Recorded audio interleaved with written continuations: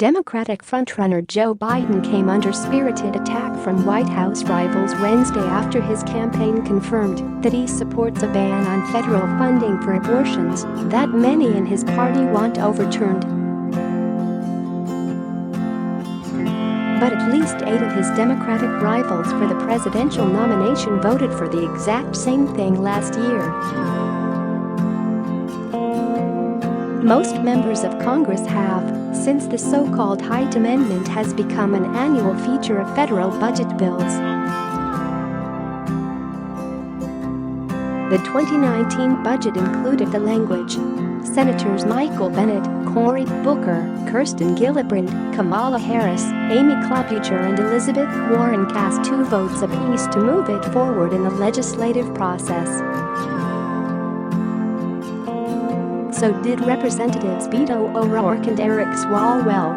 Biden, though, is getting all the grief as many of the same politicians rip into him. All 24 Democrats in the 2020 race are on record supporting Roe v. Wade, the 1973 Supreme Court decision that created a legal right to abortion across the nation. But for Biden, who is Catholic, it has been complicated. During his years in the U.S. Senate, he expressed his personal opposition to abortion and repeatedly voted against federal funding of the procedure.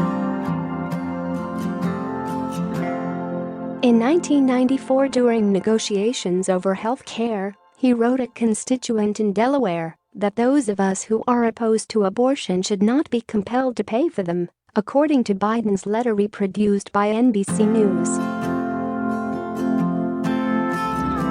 The 1976 Hyde Amendment, named for the late Illinois Republican Representative Henry Hyde, was among the first major federal legislative victories for the American pro-life movement after the Supreme Court's Roe v. Wade decision legalized the practice. It prohibited the use of Health and Human Services Department funding, including Medicaid money, to pay for abortions. Senator Warren told MSNBC on Wednesday that we do not pass laws that take away the freedom from the women who are most vulnerable.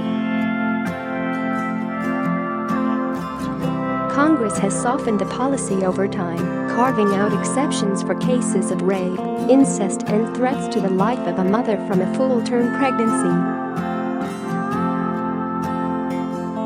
But it wasn't until 2016 that Democrats called for a full repeal in their party platform.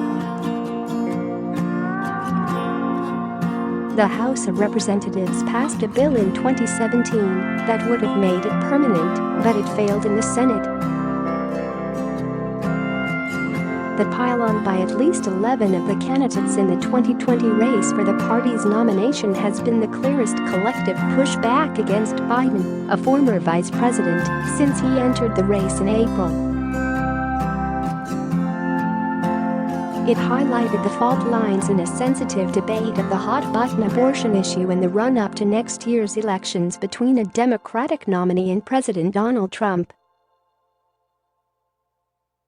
Share this article, and it comes amid an unprecedented assault on women's reproductive rights by Republican-controlled legislatures in several states including Louisiana and Georgia, both of which recently enacted laws banning nearly all abortions once a fetal heartbeat is detected. Repealing the Hyde Amendment is critical so that low-income women in particular can have access to the reproductive care they need and deserve, Gillibrand wrote on Twitter. Reproductive rights are human rights, period. They should be non-negotiable for all Democrats. Vermont Senator Bernie Sanders, who is running second to Biden in every national Democratic poll, tweeted, "There is no middle ground on women's rights. Abortion is a constitutional right. Under my Medicare for All plan, we will repeal the Hyde Amendment." and Harris tweeted, "No woman's access to reproductive health care should be based on how much money she has. We must repeal the Hyde Amendment." Warren, too, told reporters that she strongly opposes it. "This isn't about politics. This is about what's right," she said Wednesday. The Hyde Amendment should not be American law. The issue melted down liberal political circles after Biden's campaign confirmed that he supports the Hyde Amendment. While Biden's opponents refrained from mentioning him by name, abortion rights groups weren't so shy. "There's no political or ideological excuse for Joe Biden's support for the Hyde Amendment, which translates into discrimination against poor women and women of color, plain and simple," the National Abortion and Reproductive Rights Action League said in a statement. 6 senators running for president, including Kirsten Gillibrand, Kamala Harris, Amy Klobuchar and Elizabeth Warren, co-sponsored a Senate measure that would effectively end the Hyde Amendment by ensuring coverage for abortions in public insurance programs like Medicaid. Biden has faced criticism on multiple fronts this week. On Tuesday he unveiled his $1.7 trillion climate action plan, which seeks net zero emissions by 2050, but within hours accusations emerged that he included unattributed passages lifted from other organizations' previously published documents. Biden's campaign called the incident an error that was corrected as soon as we were made aware of it.